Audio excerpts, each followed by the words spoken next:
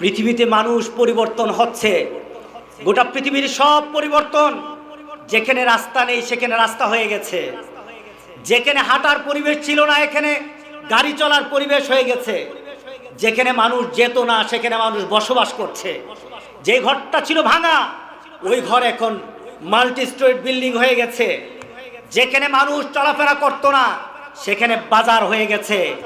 গোটা পৃথিবীর সব পরিবর্তন, মানুষের মূল্যবোধ পরিবর্তন হয় নাই। পৃথিবীতে এই কোরআন এসেছে একটা সুন্দর মানুষ বানানোর জন্য।